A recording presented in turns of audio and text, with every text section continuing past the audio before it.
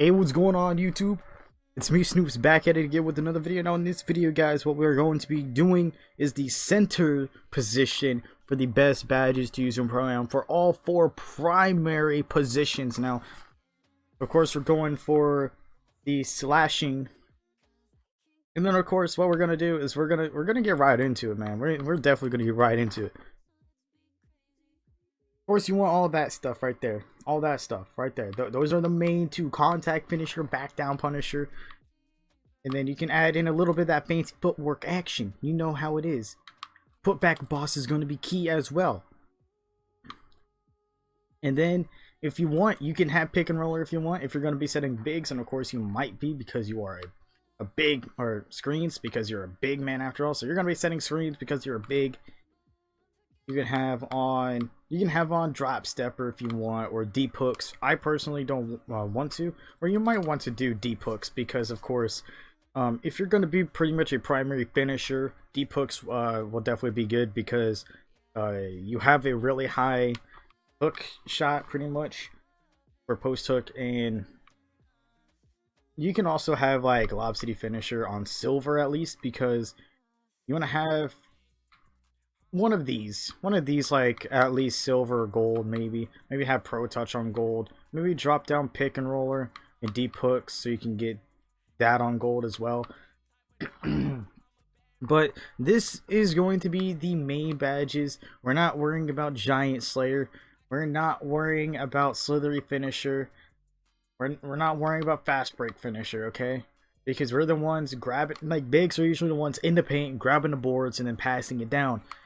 So usually we're not going to be like, we're literally not going to be the ones like on the fast break completing a dunk, unless like we are cherry picking the hell out of ourselves, because we're not going to be that fast. We're literally not going to be that fast. But as you guys can see as well, this build that I made, which is an interior finisher pretty much, I have 10 shooting badges and 18 playmaking badges with just primary finishing, and that's craziness. So if you are that, you could have that break starter on gold, you know what I'm saying? But yeah, that's all the badges that we need to take a look at when it comes to a primary finisher. So all the Hall of Fame badges you would need, and of course, if you don't have 30 potential badges, just remember that all of these badges right here, you don't have to have all these Hall of Fame if you are not going to be able to get the 30 upgrade badges, or if you don't have all 30 upgrade badges. But if you are a primary finisher, like say you are, because most bigs usually use finishing and defending pretty much, so there's a lot of glass cleaning lockdowns out there, a lot of interior forces, a lot of paint beasts as well. These are pretty much the main ones that you want to look forward to. Put back boss, fancy footwork, contact finisher, back down punisher is really nice as a big. We already talked about fancy footwork before, but having pick and roller if you're going to be setting screens, pro touch is really good, as well as consistent finisher. We also talked about those before as well. Lob City finisher, pretty good to have. And then also you have the deep hooks, because if you're going to be maxing out all of your finishing, then you're more than likely going to have a really high post hook stat. So you might as well just put that deep hook on there and be able to get those really nice long range deep hooks in there. So yeah, those are all the badges that you want for a primary finisher. I'm going to go ahead and go to a primary shooter. Alright, ladies and gentlemen, so right here, guys, what we have is the primary shooter for of course, centers. That's pretty much a stretch big, or if you made it like this way, having like more finishing badges and playmaking badges, then you're more than likely going to be a 3-level scorer. So nonetheless, let's get into it. So if you're a shooter, you definitely want to have that quick draw on Hall of Fame. I definitely recommend on Hall of Fame. You guys can use on whatever you want, but I definitely recommend Hall of Fame quick draw. It's gonna be your puppy right there. Range extender as always. Deep fades. Here's the thing. Deep fades you don't really need 100%, because if you're going to be a main shooter, you're not going to be fading. And of course, if you're not using post scoring takeover, definitely don't recommend it then. After that, Hot Zone Hunter is going to be a necessity, and you can also have that pick and popper on at least gold. And then you can have other badges like flexible release if you want. I personally don't recommend flexible release because according to the data on NBA 2K Lab and according to Agent as well, Agent Zero, then literally it's just gonna not be that worth, just because of the fact that it works the most when you are 40 milliseconds off of your release timing. So if you're 40 milliseconds off, then it'll activate the most. And then on Hall of Fame, it'll activate like the most, getting you like 11%. But even then, if you like release it horribly and then it's still like 75%, then you get that like 11% boost because you have it on Hall of Fame. It's still not going to give you a 100% chance of making it, or even a 90. It's still only going to be like an 86% chance. So you still have a chance of missing it. That's why I'd rather just say keep away flexible release, because if you know your shot, you shouldn't be releasing it like that horribly anyway. I know a lot of people complained last time, but you know, we're gonna add in that data right there. I know a lot of people complained. Green machine, add that on the goal. I know a lot of people complained before to me about why not green machine. Where's green machine? Green machine is not a preference for me personally, but if you guys have enough badges to get green machine, or if you guys like green machine, use green machine. I'm telling you, these badges I recommend. You don't have to use these badges. Also, if you are a big, nobody's going to be fouling you, especially if you are a shooter, so nobody's going to be fouling you, which is why I'm not putting ice and veins on, because you already have a high free throw rating. You shouldn't be needing ice and veins to hit those free throws. Especially if you have a good animation and you know your release well, you shouldn't need ice and veins. You should be able to hit them, like, in general, without it. So, catch and shoot is going to be huge as well. Hall of Fame on catch and shoot, because you're in the big position. You're not really going to be dribbling the ball around, trying to get yourself open, but you can. And then you can also have that corner specialist on with slippery off ball on at least silver maybe, because, you know, try and get yourself open is hard enough.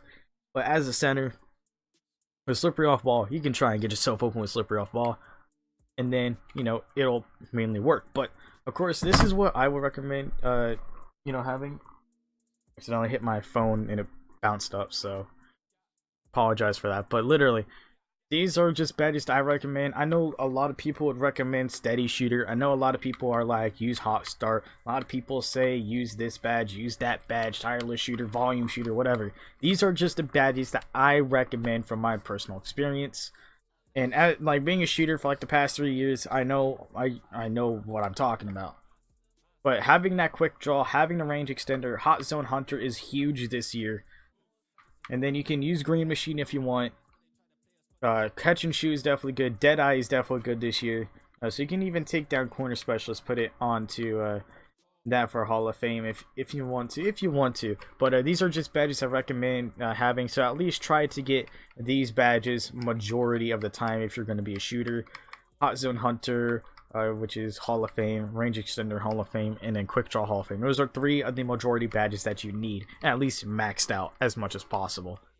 So anyway, we're going to move on to playmaking. Don't know who would have primary playmaking, but I'm going to tell you, I found a build for majority playmaking, 30 badges, that I do believe that a lot of people would probably think is a decent build. I might even test this build out myself.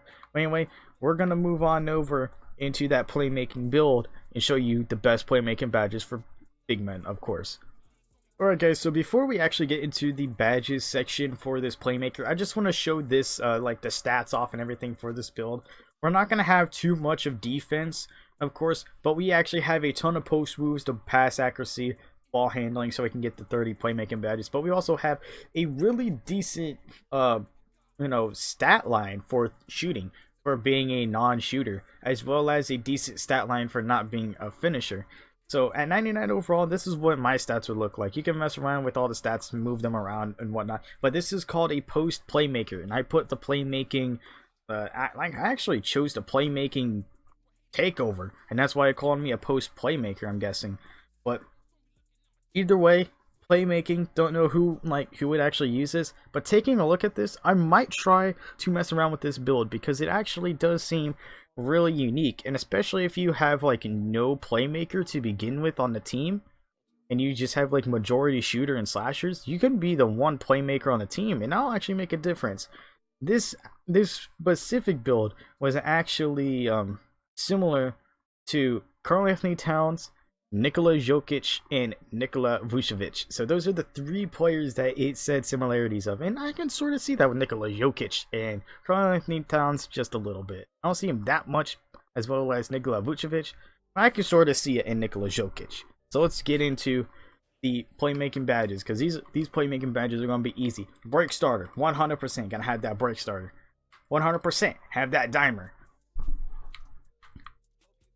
Floor general if you do not have a playmaker. That's all I'm gonna say. Floor general if you do not have another playmaker on the team. And then having that post-spin technician is going to be huge, as well as needle threader. And then you can probably have that space creator in there. And then, let's see, you can have unpluckable. And then maybe Dream Shake. Like, you can have Dream Shake on Hall of Fame if you already have somebody a floor general. Then you can just do that. And then do something like Pass Fake Maestro, maybe. Who knows? It's probably not going to be that effective on, like, online. But in... definitely like doing that in, you know, literally like online it's not gonna work, but in my career it's probably gonna work 99% of the time if you have Hall of Fame Dream Shake and then like silver Pass Fake Maestro, or maybe you take this down and then you get that on Hall of Fame, or maybe gold. You know, who knows? But literally the best badges that you need are pretty much right here. Needle Threader, Space Creator, so you can do like post fades and stuff like that if you need to. If not, then definitely use Quick First Step, because that's going to be really toxic if you're going to be a center with Quick First Step. I'm just saying that now. A center with Quick First Step Hall of Fame is going to be toxic. But either way, break starter, post spin technician, dimer, needle threader, so you can get those passes off, unpluckable so you don't get ripped. Because even though you have like in the 60s for ball handling, you're still gonna get ripped a lot. And you know, those are just the main priority badges. But then you can have floor general if you don't have another playmaker on the team. Dream Shake for whenever you're playing my career, and then also you can have Space Creator if you're probably going to do fades. So that's what I would recommend using. Maybe Bailout. Why would you use Bailout? But I'm just going to put Bailout just for the hell of it. Why would you use Bailout? Who knows? Or maybe even you could even use this lineup right here.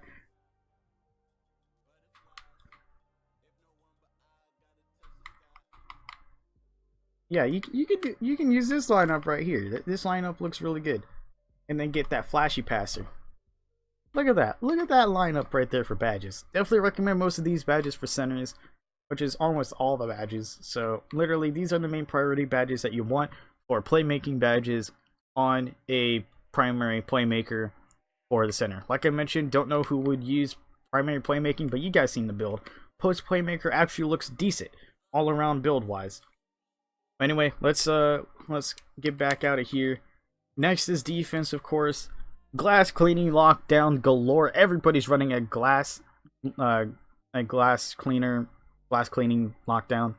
Everybody's running it in the center position, as well as Paint Beast and Interior Force. They all come from defense with a defense blend. Glass cleaning lockdowns usually come from a primary defender, and literally for me it's defense and finishing, which is Paint Beast, but I added in like more post than I did for everybody else, so that's why it's a Paint Beast. Interior Force is mainly just anybody that's able to score on the inside. I don't know the difference between a Paint Beast and an interior finisher, but whatever. So anyway, we're going into defense right now. So right here, guys, I just want to preference this as well. I put a little bit of shooting on him as well. I know I shouldn't have. I could have just dropped all my shooting, but I didn't know what else to put my points into, because the main priority points that you're going to go for, is literally interior defense, block, and offensive and defensive rebound. You can do whatever you want for everything else. I know a lot of people just maxed out everything on defense. Didn't even touch playmaking, maybe, except for like post moves. Probably didn't even touch shooting. The main shooting that I would probably tell you to go for is free throw, of course, because you're going to be in the paint a lot. So if you're going to be in the paint, you might get fouled a lot. So therefore, sending you to the line with a low free throw is a no-go. And then, of course, being a pure defender with that pie chart for pure defending, you're going to get a 95 standing dunk. I'm just saying that now. You don't need finishing. You don't need finishing to get a 95 standing dunk, because literally defense gives you the dunk. The dunk. But yeah, anyway, we're going to get into it.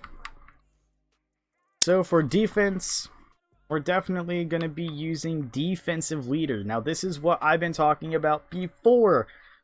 Always play defensive leader as high as you can as a big, because you are pretty much boosting everybody else. You're making sure that your point guards and your shooting guards, as well as like maybe your small forward, you're making sure that your smaller guys aren't wasting their badges on defensive leader, so they can also be sure to get more badges in like off-ball pest, heart crusher, interceptor, as well as trapper as well. So that's what the main purpose of this is. You can have brick wall high up. I'm just gonna like take it off right now, because you want that rim protector. That's what you're here for.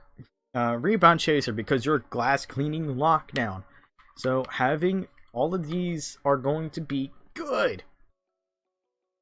Gives boosted to takeover meter for blocker and teammates for rim protector.